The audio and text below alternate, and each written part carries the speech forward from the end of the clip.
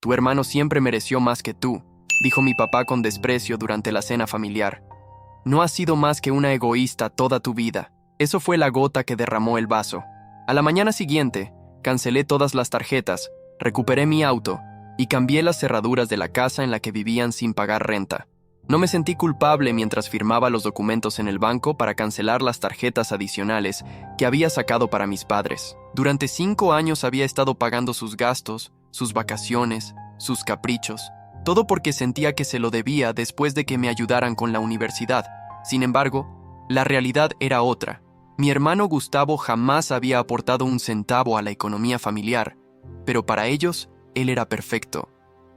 ¿Está seguro de que quiere cancelar estas 4 tarjetas, señor Martínez?, me preguntó la ejecutiva del banco con expresión de sorpresa. Completamente seguro, respondí mientras recordaba la cena de la noche anterior.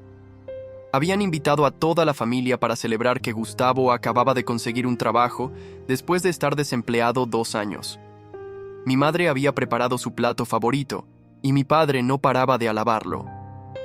Mientras tanto, yo acababa de cerrar un contrato importante para mi empresa de arquitectura, pero cuando intenté compartir la noticia, mi padre me cortó. Nadie quiere oír sobre tus edificios aburridos, Eduardo. Hoy es el día de tu hermano. Aguanté en silencio, como siempre. Después de la cena, cuando todos se habían ido, intenté hablar con ellos sobre la casa. La propiedad era mía. La había comprado hace 3 años y les había permitido vivir allí sin pagar nada, con la condición de que Gustavo buscara trabajo. 3 años después, seguían viviendo a mi costa. Papá, necesito hablar sobre la situación de la casa, le dije mientras mi madre recogía los platos. ¿Qué situación?, respondió irritado. Es nuestra casa. No, papá, es mi casa.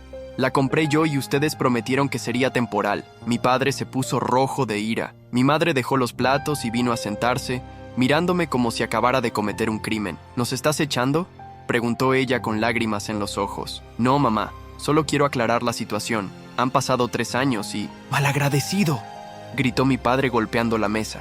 Después de todo lo que hemos hecho por ti, tu hermano siempre mereció más que tú. No has sido más que un egoísta toda tu vida. Sus palabras me atravesaron como un cuchillo. Durante toda mi vida había intentado ganarme su aprobación. Estudié arquitectura porque él siempre soñó con ser arquitecto, pero nunca pudo. Compré esa casa para darles una mejor calidad de vida. Pagaba sus gastos médicos, sus vacaciones, incluso les había dado tarjetas de crédito adicionales de mis cuentas. Y ahora, a mis 35 años, seguía siendo el hijo que no merecía nada. Salí de allí sin decir palabra, conduciendo hasta mi apartamento en el centro. No pude dormir en toda la noche, repasando cada momento en que había cedido, cada vez que me había tragado el favoritismo hacia Gustavo, cada instante en que había permitido que me trataran como un cajero automático mientras menospreciaban mis logros. Después de cancelar las tarjetas, me dirigí a la oficina de mi abogado para recuperar el control de mi auto, un Mercedes que le había prestado a mi padre por unos días hace 1 año. Luego llamé a un cerrajero. Cuando llegué a la casa, mis padres habían salido. Mejor así. El cerrajero cambió todas las cerraduras mientras yo recogía algunas de mis pertenencias que aún guardaba allí. En la habitación de mis padres encontré estados de cuenta de las tarjetas. Habían gastado más de $15,000 el mes pasado en ropa, restaurantes y un crucero que habían reservado sin siquiera mencionármelo. Antes de irme, dejé un sobre en la mesa del comedor con una carta y las llaves nuevas. Les explicaba que la casa seguía siendo suya para vivir, pero que las condiciones habían cambiado. Tendrían que pagar un alquiler, modesto pero justo. El auto debía ser devuelto esa misma semana, y las tarjetas ya no existían. Apenas había regresado a mi apartamento cuando mi teléfono comenzó a sonar sin parar. Primero mi madre, luego mi padre, después Gustavo. No contesté ninguna llamada. Necesitaba espacio y tiempo para procesar 35 años de manipulación emocional. Por primera vez en mi vida adulta, había puesto límites, y se sentía bien. 3 días después, mientras terminaba una reunión con clientes, vi a mi hermano Gustavo esperándome en la recepción de mi oficina. Su rostro mostraba una mezcla de rabia y desesperación que nunca antes había visto en él. ¿Podemos hablar?, preguntó con una falsa cordialidad que no ocultaba su enojo. Lo llevé a mi despacho, donde inmediatamente comenzó a reclamarme. ¿Qué diablos te pasa, Eduardo? Papá y mamá están destrozados. ¿Cómo pudiste cambiar las cerraduras de su casa? De mi casa, corregí, y no los eché. Solo establecí límites. ¿Límites?, se rió con amargura. Les quitaste las tarjetas sin avisar. Mamá estaba en el supermercado cuando su tarjeta fue rechazada. ¿Sabes la vergüenza que pasó? Sentí una punzada de culpa, pero me mantuve firme. Esas tarjetas eran extensiones de mis cuentas, Gustavo. No eran suyas para gastar $15,000 al mes sin consultarme. Siempre has sido un tacaño, escupió. Todo ese dinero, y no puedes ayudar a tus propios padres. He estado ayudándolos durante años. Les compré una casa, les di tarjetas, les presté mi auto. ¿Y qué he recibido a cambio? Desprecios y comparaciones. Siempre soy menos que tú a sus ojos, aunque yo sea quien paga sus cuentas. Gustavo se desinfló un poco. Por un momento, creí ver un destello de comprensión en sus ojos. Mira, entiendo que estés dolido por lo que dijo papá, pero ¿sabes cómo es él? Dice cosas sin pensar cuando está enojado. No, Gustavo, esto no es sobre un comentario aislado, es sobre años de favoritismo, de manipulación, de aprovecharse de mí mientras me hacen sentir que nunca es suficiente. Mi hermano se pasó la mano por el pelo, visiblemente incómodo. ¿Qué quieres que haga?, preguntó finalmente. Mamá no deja de llorar y papá está furioso. Quieren que te convenza de que les devuelvas las tarjetas y las llaves originales. ¿Y tú qué quieres, Gustavo? ¿Has pensado alguna vez por qué soy yo quien tiene que mantener a toda la familia? Tienes 32 años y acabas de conseguir tu primer trabajo estable. No todos podemos ser el exitoso arquitecto, respondió con resentimiento. Algunos tenemos que luchar más. Yo también luché, contesté, sintiendo cómo la ira crecía dentro de mí. La diferencia es que mientras tú fracasabas, papá y mamá te consolaban y te decían que no era tu culpa. Cuando yo tenía problemas, me decían que me esforzara más, que no era lo suficientemente bueno. Gustavo guardó silencio. Era la primera vez que teníamos esta conversación después de tantos años. El ambiente en mi despacho se sentía cargado de tensión y verdades no dichas. Hay algo más que deberías saber, dijo finalmente, mirando hacia la ventana en lugar de a mí. Papá está enfermo. Sentí que mi corazón se detenía por un instante. ¿Qué tiene? Problemas cardíacos. No es grave, pero los médicos le han recomendado reducir el estrés. Todo esto no le está haciendo bien. Un truco bajo, pensé. Usar la salud de mi padre como manipulación. Si está enfermo, con más razón necesitan aprender a valerse por sí mismos. No puedo seguir siendo su plan de jubilación, Gustavo. No te estoy pidiendo eso. Solo, dales tiempo para ajustarse. Quizás podríamos llegar a un acuerdo. Nos interrumpió mi secretaria. Tenía otra reunión en 5 minutos. Piénsalo, dijo Gustavo antes de irse. Son nuestra familia, al fin y al cabo. Esa noche recibí una llamada de mi tía Elena, hermana de mi madre. Siempre había sido mi confidente, la única que parecía entender la dinámica tóxica en nuestra familia. Eduardo, cariño, supe lo que pasó. ¿Estás bien? Estoy procesándolo, tía. Me siento culpable, pero también liberado. No deberías sentirte culpable por poner límites saludables. Pero hay algo que debes saber. ¿Es sobre la supuesta enfermedad de papá? Gustavo ya me lo contó. No, es sobre la herencia de tu abuela Rosario.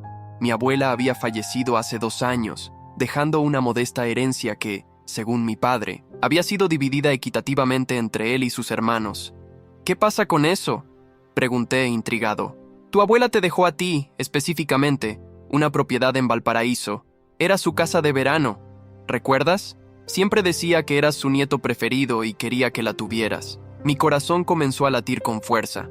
Pero papá nunca mencionó eso. Dijo que la casa se vendió para dividir el dinero entre todos. Eso es lo que él quería que creyeras. La verdad es que tu padre convenció al notario de modificar el testamento después de que tu abuela falleciera. La casa se vendió, sí, pero el dinero no se dividió como debería. Sentí que el suelo se movía bajo mis pies. Una traición familiar de ese calibre era algo que nunca hubiera esperado, ni siquiera de mi padre. ¿Cómo lo sabes?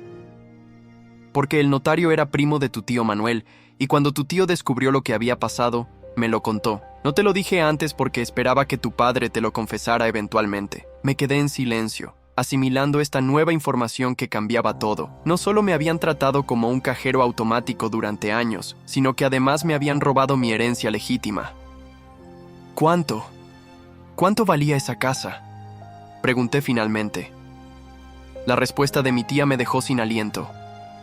La vendieron por casi $300,000, Eduardo, y ni un centavo llegó a ti. La revelación de mi tía Elena sobre la herencia robada me dejó en shock. Durante días no pude concentrarme en el trabajo ni dormir adecuadamente. Una cosa era soportar años de favoritismo y manipulación emocional, pero esto era un delito. Mi propia familia me había traicionado de la manera más vil. Después de mucho pensarlo, Decidí confrontarlos, no para reclamar el dinero, que a estas alturas probablemente ya estaba gastado, sino para entender hasta dónde habían llegado en su traición. Cuando llegué a la casa, mi madre me abrió la puerta con los ojos hinchados de tanto llorar. Intentó abrazarme, pero me mantuve distante.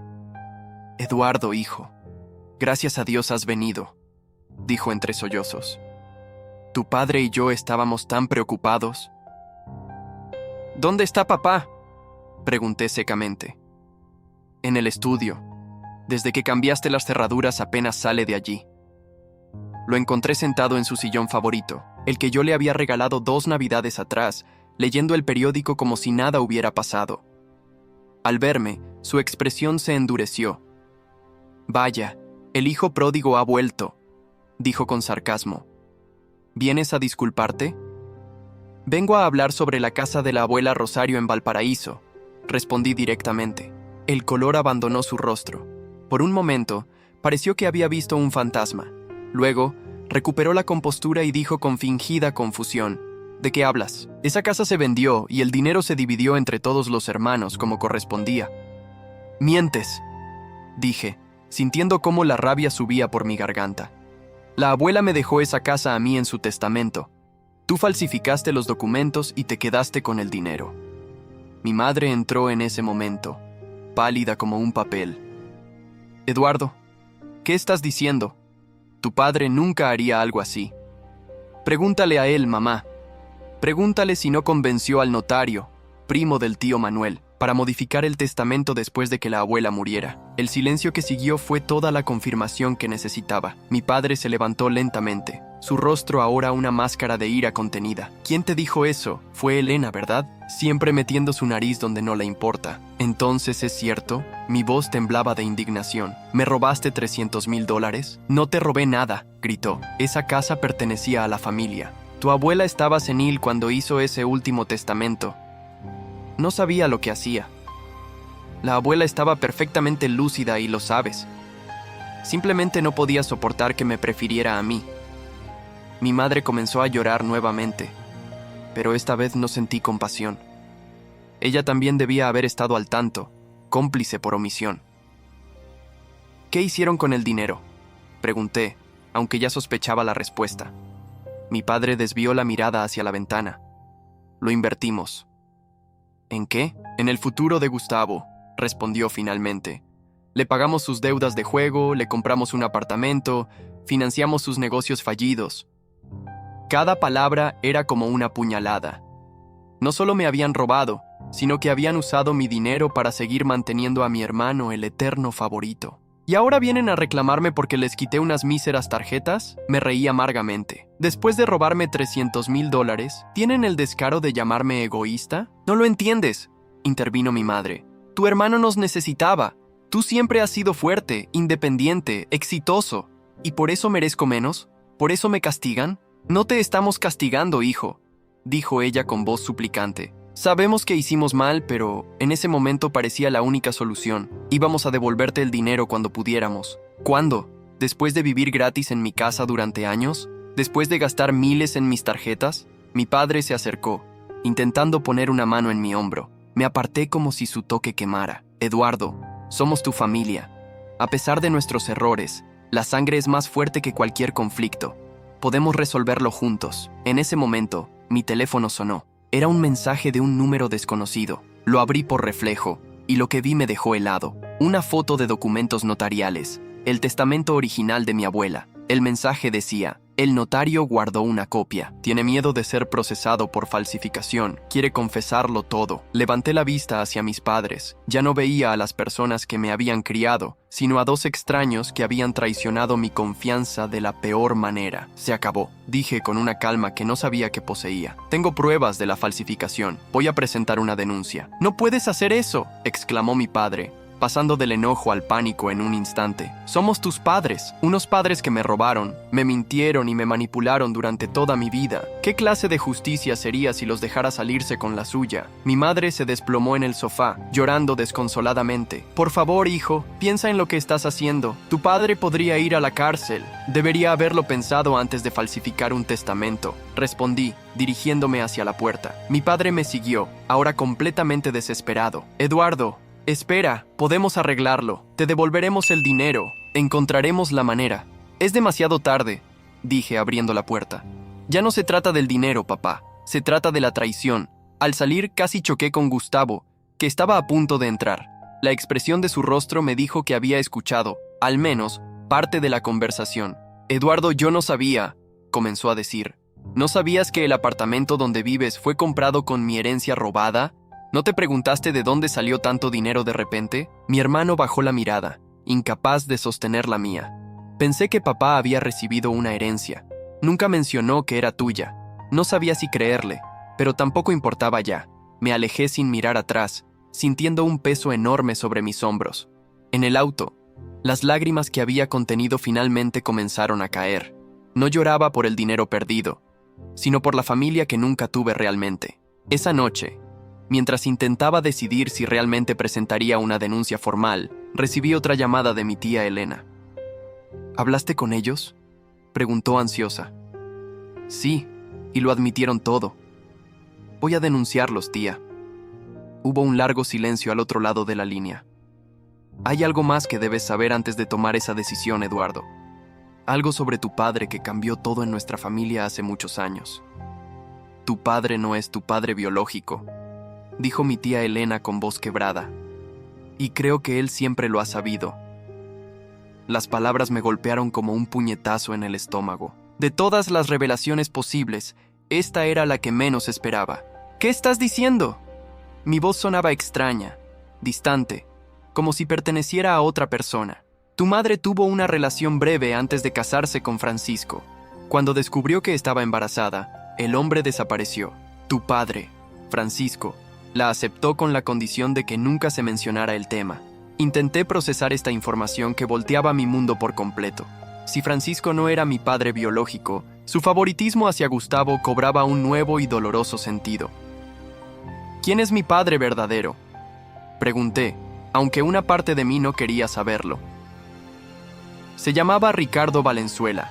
Era arquitecto, como tú. Un hombre brillante pero inestable.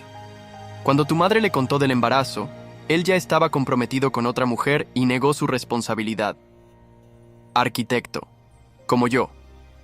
La profesión que había elegido, que creía haber escogido para complacer a Francisco, resultaba ser un vínculo con mi verdadero padre biológico. ¿Por qué me lo cuentas ahora, tía? Después de tantos años. Porque necesitas entender, Eduardo. No justifico lo que hicieron con la herencia, pero Francisco ha cargado toda su vida con un recordatorio constante de la infidelidad de tu madre. Cada vez que te miraba, veía al hombre que lo traicionó.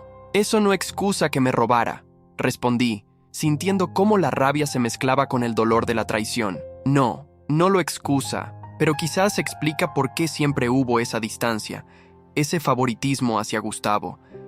Sentí que mi mundo se derrumbaba. Toda mi vida había estado construida sobre mentiras, mi identidad, mi relación familiar, incluso mi carrera profesional. ¿Mi madre sabe que tú me lo has contado? No, y se enfurecerá cuando se entere.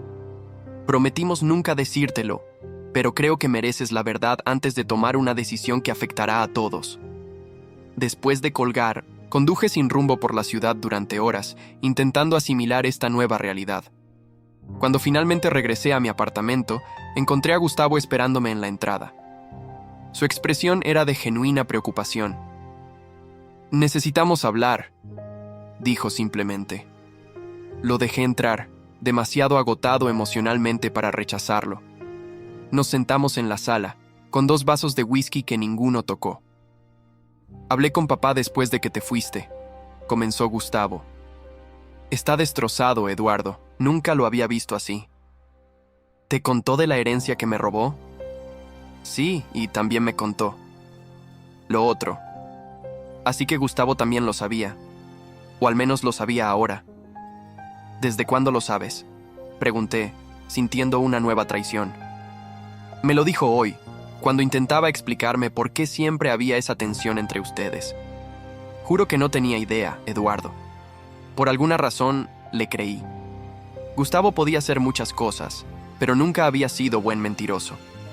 ¿Sabes lo del notario también? ¿Cómo falsificaron el testamento de la abuela? Gustavo asintió, avergonzado. Papá me lo contó todo. Fue él quien convenció al notario.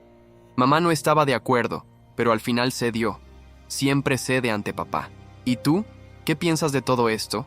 Mi hermano, mi medio hermano, me corregí mentalmente. Suspiró profundamente. Pienso que es imperdonable lo que hicieron, y me avergüenza haber sido el beneficiario de ese dinero sin saber su origen. El apartamento, los préstamos para mis negocios. Todo vino de tu herencia. Su honestidad me sorprendió. Era la primera vez que Gustavo asumía algún tipo de responsabilidad en lugar de buscar excusas. ¿Qué quieres que haga?, preguntó finalmente. ¿Vas a denunciarlos? La pregunta que había estado evitando toda la noche. ¿Realmente quería ver a Francisco, el hombre que me había criado a pesar de no ser mi padre biológico, tras las rejas por falsificación y fraude? No lo sé, admití. Una parte de mí quiere que paguen por lo que hicieron, pero otra parte... Entiendo, dijo Gustavo, y por primera vez sentí que realmente lo hacía. Sea cual sea tu decisión, quiero que sepas que te apoyaré y que estoy dispuesto a devolverte cada centavo que papá me dio de tu herencia. Lo miré sorprendido. Este no era el Gustavo que conocía, el niño mimado que siempre esperaba que otros resolvieran sus problemas. ¿Hablas en serio? Completamente. Puedo vender el apartamento, devolveré los préstamos. Tomará tiempo, pero es lo justo. Nos quedamos en silencio un momento, ambos procesando el extraño giro que había tomado nuestra relación. ¿Por qué nunca me contaron que Francisco no era mi padre biológico?, pregunté, más para mí mismo que para Gustavo. Papá dijo que fue una condición para casarse con mamá. Nadie debía saberlo, ni siquiera tú. Era su manera de manejar la situación. ¿Manejarla? Me ha tratado como un extraño toda mi vida. Me ha hecho sentir que nunca sería lo suficientemente bueno, que siempre estaría en deuda con él. Lo sé, y es inexcusable, pero creo que en su retorcida manera de pensar, estaba protegiéndose a sí mismo, el orgullo herido de un hombre que crió al hijo de otro. Mientras hablábamos, mi teléfono sonó nuevamente. Era mi madre. «Tu padre está en el hospital», dijo con voz temblorosa. «Tuvo un ataque cardíaco después de que te fuiste. Por favor, Eduardo, tienes que venir». Mi primer instinto fue pensar que era otra manipulación, pero la voz de mi madre sonaba genuinamente aterrada. «Voy para allá», respondí automáticamente. Gustavo me miró con preocupación cuando colgué. «¿Qué pasa?» «Francisco está en el hospital. Aparentemente tuvo un ataque cardíaco». «Dios mío», murmuró Gustavo poniéndose pálido. «¿Es grave?» «No lo sé. Voy a ir al hospital. Voy contigo». Durante el camino, mi mente era un torbellino de pensamientos contradictorios. ¿Y si realmente estaba grave? ¿Serían mis últimas palabras hacia él un anuncio de denuncia legal? ¿Podría perdonarlo alguna vez por todo lo que había hecho? Y más importante aún, ¿qué significaba para mí saber que no era mi padre biológico? Cuando llegamos al hospital, encontramos a mi madre en la sala de espera, con los ojos rojos de tanto llorar. Al vernos, corrió hacia nosotros y nos abrazó a ambos. «Está estable», dijo antes de que pudiéramos preguntar. «Los médicos dicen que fue un susto importante, pero no hay daño permanente en el corazón». Sentí un alivio inesperado.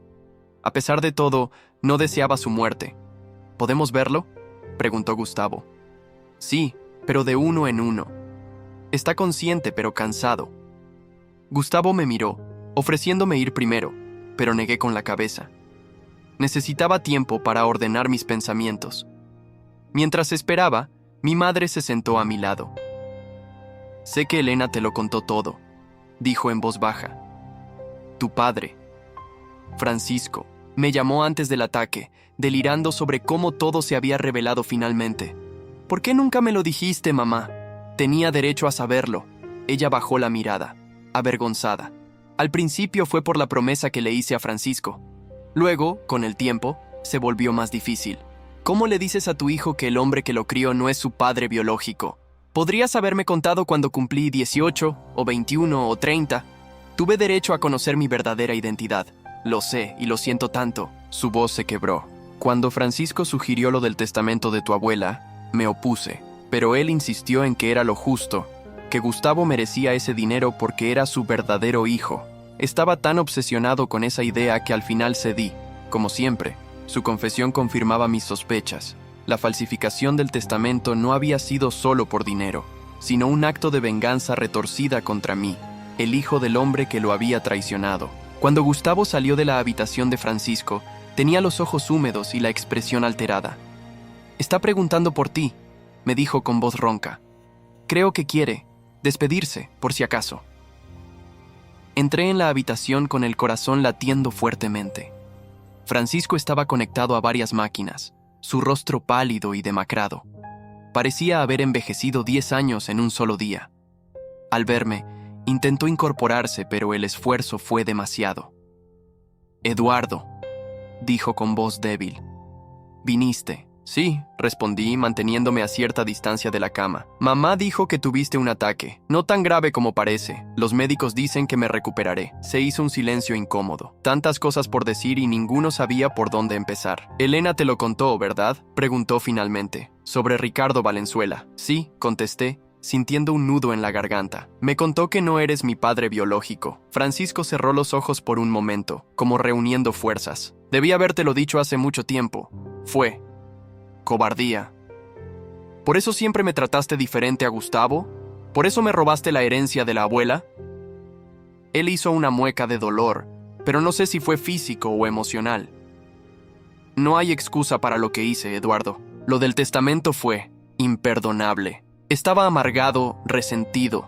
Cada vez que te veía triunfar, una parte de mí se alegraba, pero otra veía a Ricardo haciéndolo todo mejor que yo, una vez más». «Yo no soy Ricardo», respondí con firmeza. «Soy Eduardo, el niño que crió como su hijo, el que siempre buscó su aprobación y nunca la recibió». «Lo sé», suspiró, «y ese es mi mayor fracaso, no como padre, sino como ser humano. Te castigué por algo que no era tu culpa. Te hice pagar por los errores de otros. Sentí que las lágrimas amenazaban con brotar, pero las contuve. ¿Por qué nunca pudiste simplemente quererme?», pregunté, dejando salir la pregunta que había estado en mi corazón toda la vida. Francisco me miró con una expresión que nunca había visto en él. Arrepentimiento genuino. «Sí te quería, Eduardo. A mi manera retorcida, te quería. Estaba orgulloso de ti, aunque nunca supe demostrarlo. Eras inteligente, trabajador, honesto, todo lo que yo quería ser y nunca fui. Entonces, ¿por qué? ¿Por qué el favoritismo? ¿Por qué hacerme sentir siempre menos? Porque era más fácil mantenerte a distancia que enfrentar mi propio dolor», confesó. «Gustavo era mi consuelo, la prueba de que tu madre realmente me amaba a mí, no a Ricardo». Las máquinas comenzaron a pitar con más intensidad y Francisco parecía estar agotándose. «Deberías descansar», dije, dando un paso hacia la puerta. «No, espera», me detuvo. «Necesito decirte algo más. El dinero, todo está en una cuenta en el Banco Nacional. $300,000 más intereses. Nunca lo tocamos». Me quedé paralizado. «¿Qué?». «Pero Gustavo dijo que habían usado el dinero para su apartamento, para sus negocios». «Mentí», respondió Francisco evitando mi mirada. «Le dije eso a Gustavo hoy cuando le conté todo. Pero no es verdad. El dinero está intacto. Siempre supe que algún día tendría que devolvértelo. No sabía qué pensar. ¿Otra mentira? ¿Una manipulación final? ¿Por qué te creería ahora?». «En mi cartera», señaló hacia la mesa junto a la cama, «hay una tarjeta con los datos de la cuenta. La contraseña es tu fecha de nacimiento». Con manos temblorosas tomé su cartera y encontré la tarjeta. Efectivamente, tenía anotados los datos de una cuenta a mi nombre en el Banco Nacional. «¿Por qué me lo dices ahora?», pregunté, confundido por este giro inesperado. «Porque casi muero hoy, Eduardo, y lo único en lo que podía pensar era en todas las cosas que nunca te dije, en todo el daño que te hice. No puedo cambiar el pasado, pero al menos puedo intentar hacer lo correcto al final». En ese momento, un médico entró para revisar a Francisco y aproveché para salir de la habitación. Necesitaba aire, espacio para procesar todo lo que había ocurrido. En la sala de espera, mi madre y Gustavo me miraron expectantes. «¿Qué te dijo?», preguntó mi madre ansiosa. Les conté sobre la cuenta bancaria y cómo el dinero de la herencia supuestamente seguía allí, intacto. «No lo sabía», dijo Gustavo, genuinamente sorprendido. «Papá me dijo hoy que se había usado para ayudarme a mí». ¿Por qué mentiría sobre eso?, pregunté, más a mí mismo que a ellos. Porque es más fácil justificar lo que hizo si fue por amor a su hijo, no por simple mezquindad, respondió mi madre con una franqueza sorprendente. Francisco siempre ha tenido problemas para admitir sus errores. A la mañana siguiente, después de confirmar que Francisco estaba estable y fuera de peligro, fui al banco. Para mi sorpresa, la cuenta existía realmente y contenía exactamente lo que Francisco había dicho. $300,000 más los intereses acumulados durante 2 años. El dinero era mío, legalmente mío. La herencia que mi abuela había querido dejarme estaba allí, esperándome. Pero de alguna manera, ya no parecía importar tanto como antes. Esa tarde, volví al hospital. Francisco estaba más animado, aunque seguía pareciendo frágil en esa cama de hospital. El dinero está allí, dije al entrar. Todo. Él asintió levemente. Te lo dije. Nunca tuve el valor de usarlo, pero tampoco de devolvértelo. ¿Qué quieres que haga ahora?, pregunté. ¿Esperas que todo vuelva a la normalidad? ¿Que olvide todo lo que pasó? No espero nada, Eduardo. Lo que hagas con ese dinero, con la casa, con nosotros, es tu decisión. Solo quería que supieras la verdad antes de tomarla. Lo miré detenidamente, buscando al hombre que me había criado en ese extraño que finalmente admitía sus errores. Y por primera vez, vi a un ser humano falible, no al patriarca intimidante que siempre había parecido. No voy a presentar cargos, dije finalmente. No por ti, sino por mamá, por Gustavo y por mí mismo. No quiero pasar los próximos años consumido por el rencor y los juicios. El alivio en su rostro fue evidente. Gracias, Eduardo. Pero, continué, las cosas no volverán a ser como antes. No puedo, y no voy a, permitir que me sigas tratando como lo has hecho durante toda mi vida. Si quieres formar parte de mi vida, tendrá que ser en términos diferentes, con respeto, con honestidad. Lo entiendo, respondió suavemente. Y lo acepto. Y sobre la casa, añadí. Pueden seguir viviendo allí, pero con el alquiler que establecí. Es justo para todos. Francisco asintió, aceptando mis condiciones sin protestar, algo impensable solo unos días antes. Al salir del hospital, me sentí extrañamente liberado. No había perdonado completamente. No era tan sencillo, pero había comenzado un proceso que quizás algún día llevaría a la reconciliación, no por ellos, sino por mí. El dinero de la herencia, decidí invertirlo en un proyecto personal que llevaba años posponiendo, una fundación para ayudar a jóvenes arquitectos sin recursos a completar sus estudios. Nombré la Fundación Rosario Valenzuela, uniendo los apellidos de mi abuela y de mi padre biológico, un hombre que nunca conocí pero cuyo legado, de alguna manera, vivía en mí, Gustavo. Sorprendentemente, se ofreció a colaborar en la fundación. Durante esas semanas, descubrí un hermano que nunca había conocido realmente. Alguien que, liberado del favoritismo tóxico de Francisco, podía finalmente crecer como persona. Han pasado 3 años desde aquella noche en que decidí poner límites y cambió toda mi vida familiar. La Fundación Rosario Valenzuela ha ayudado ya a más de 50 estudiantes a completar sus estudios de arquitectura, y cada vez que veo a uno de ellos graduarse, siento que he honrado la memoria de mi abuela de la mejor manera posible. Francisco se recuperó completamente del ataque cardíaco, y aunque nuestra relación sigue siendo complicada, hemos encontrado una forma de comunicarnos que no está basada en el resentimiento o la manipulación. Nunca lo llamaré papá con la misma facilidad que antes, pero he aprendido a aceptar que, a pesar de sus errores, fue el hombre que estuvo presente en mi vida. Mis padres siguen viviendo en la casa, pagando puntualmente el alquiler que acordamos. Ese simple acto de responsabilidad ha cambiado dinámicamente nuestra relación. Ya no soy el hijo cajero automático, sino un propietario que les renta un espacio. El respeto que antes me negaban ahora parece surgir naturalmente. Gustavo ha madurado de maneras que nunca imaginé. Mantiene su trabajo, ayuda en la fundación los fines de semana y ha desarrollado una pasión por enseñar a jóvenes de barrios marginales. A veces me pregunto si el favoritismo de Francisco realmente lo ayudó, o si, por el contrario, le impidió crecer hasta ahora. En cuanto a mí, he aprendido que la verdadera justicia no siempre viene de tribunales o castigos, sino de establecer límites saludables y mantenerse firme en ellos. La herencia robada finalmente llegó a mis manos, pero el verdadero legado fue encontrar mi propia voz dentro de una familia que siempre intentó silenciarla. Algunos vínculos familiares se rompen irremediablemente. Otros se transforman en algo nuevo. El nuestro, forjado en el dolor y la traición, pero también en la verdad y la redención, pertenece a la segunda categoría.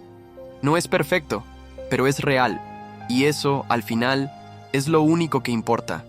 Si llegaste hasta aquí y te gustó, no olvides dejar tu like y suscribirte a nuestro canal. Tu apoyo nos motiva a traer más historias increíbles. Muchas gracias y que tengas un excelente día.